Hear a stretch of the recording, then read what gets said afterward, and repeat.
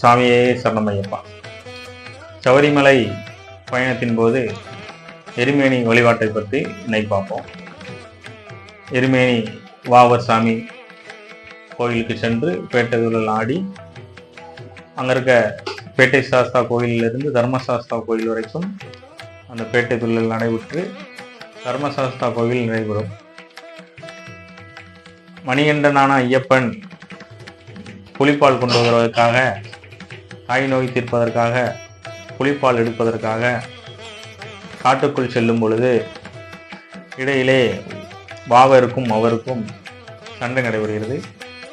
சண்டையில் வெற்றி பெற்ற மணிகண்டனான ஐயப்பன் வாவர் சாமியை பார்த்து, என்னை சந்திக்க வரும் பக்தர்கள் உன்னையும் சந்திக்க வருவார்கள், அவர்கள் இங்கு வந்து வழிபாடு செய்வார்கள் என்று கூறி சென்றார்.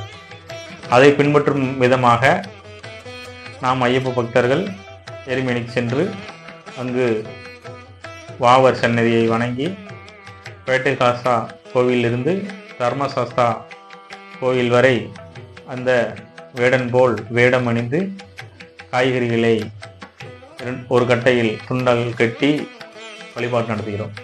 இந்த காய்கறி வாங்கி வழிபாடு நடத்துவதன் நோக்கம் என்னவென்றால், வாவரின் வாரிசுகளாக அங்கே கடை வைத்திருக்கார்கள், அவர்களுக்கு பொருளாதாரம் ஏற்படுத்த வேண்டும் என்ற நோக்கத்திற்காக நாம் அங்கே சென்று காய்கறி வாங்குகிறோம், கலர் பொடியை வாங்குகிறோம். இந்த கதை, வில், அம்பு மற்றும் அருவாள் போன்ற மரக்கட்டைகளான பொம்மைகளையும் எடுத்து நாம் பேட்டை செல்கிறோம்.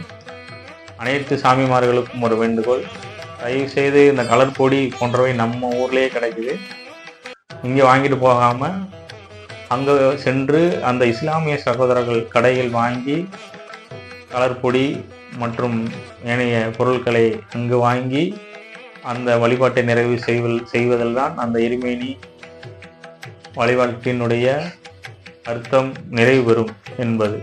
நம்ம ஊர்லேயே கிடைக்குது, அதை தயவு செய்து யாரும் வாங்கிட்டு போக வேண்டாம். அங்கு சென்று இஸ்லாமிய சகோதரர்களின் கடையில் வாங்கி அதை பயன்படுத்துமாறு கேட்டுக்கொள்கிறேன். நன்றி, வணக்கம்.